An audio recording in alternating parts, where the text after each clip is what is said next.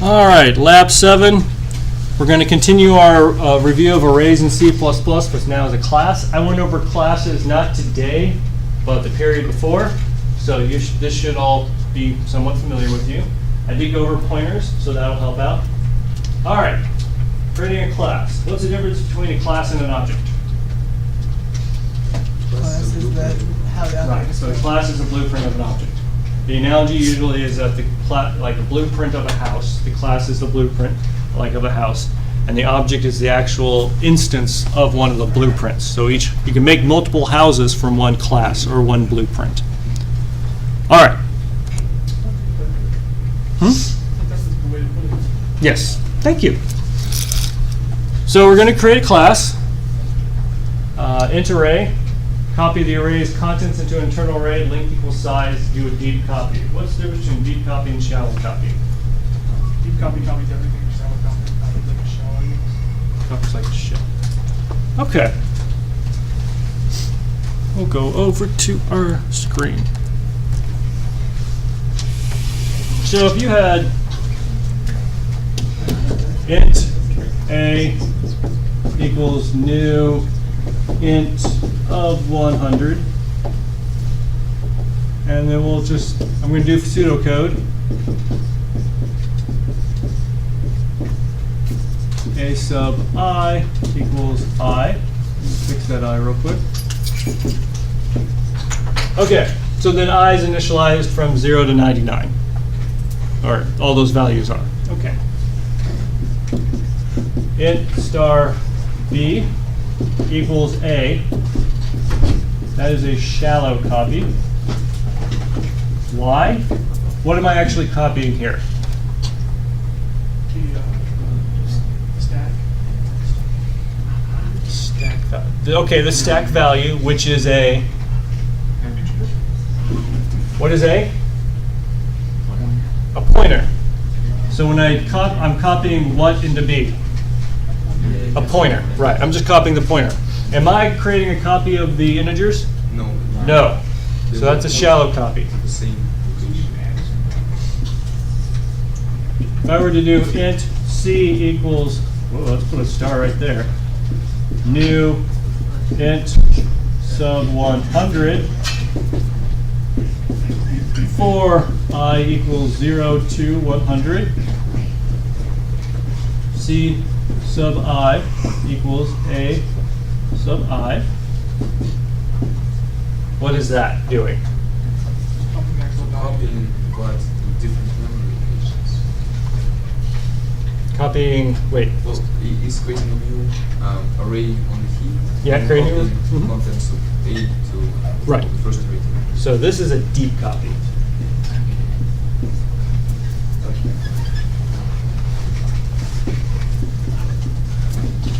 The deep copy is going to go in deep and copy all the contents. The shallow copy only copies the pointer. It's shallow. Up here the problem is B. If you change B, you're changing A. If you change C afterwards, are you changing A? No. Okay. Everyone see that? All right. So, in this constructor, you are to create a deep copy. So I'm going to give you an array. You create a copy of it. All right. Next, you're going to return the length of the array. Okay. I'm going to ask you for the length. Hey, look, I passed you size to begin with. Hopefully that's a hint. Index of returns the index in the array where a value is found. You've written search, which is going to behave very similarly. Return -1 if it's not present. Removes an item at the index by shifting later elements left. I talked about that last class. All right, here's a new one. Returns an array of all integers that are in common with self and array. Return an empty array if there's no intersections. All right, hold on. What is this function returning? A pointer to what? Yeah, our int array. So you're going to create a new int array on the heap. Create a new int array on the heap. Find the intersections with your int array and what's being passed in, and then return that afterwards. Okay? All right. are tired, so whatever I just said, you're going to have to listen to it about 5 times on the video before it makes sense. Yeah. Right. So there are going to be 2 different arrays, right? There are Not 3. 7 arrays. Oh, there are 3 different arrays. Yeah, there are going to be 3 arrays.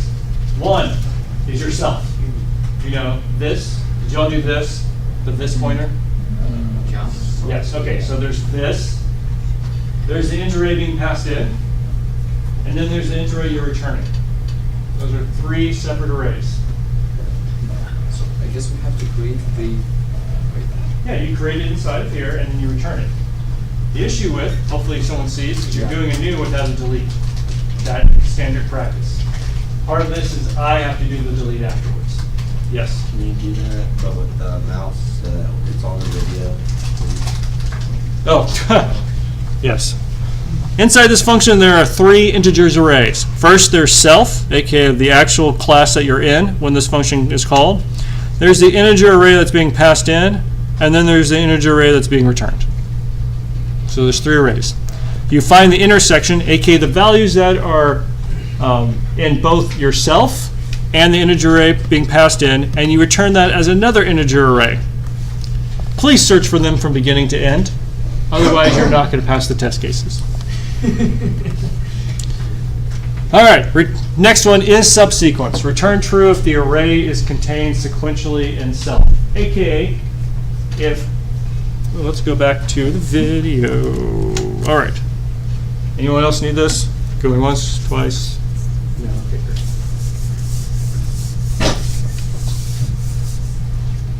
If, I'm just going to call it self/this, is equal to 1, 2, 3, 4, 5, and we call what it is subsequence.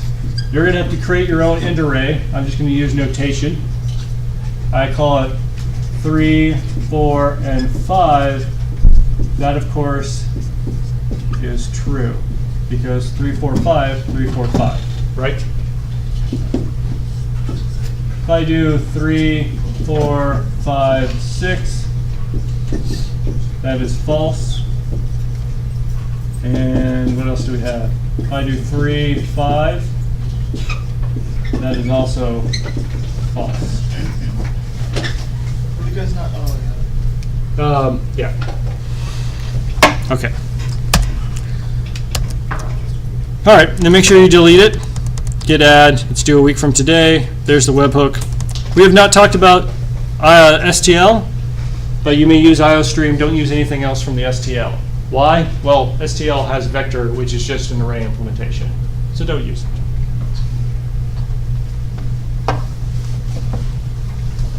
If you go inside of Lab 07, you can look at the makefile. Hey, look, it's a makefile like we just created. I have already created for you the intarray.cpp, so you can start implementing functions, and the intarray.hpp. Wow, I even gave you what the private contents were. Man, I am being nice today. Huh. What's int array going to have? Okay, a pointer to an integer, aka the array, and I even store the size. Wow, that was nice of me. All right. Any questions about Lab 7? Yeah. In the one where you return a pointer to an array, you need to create it inside the function, right? Correct. But how do you create if you don't know the size? Oh, yeah. So obviously you need to find out the size first before you create the array. So I guess that can be done with loops.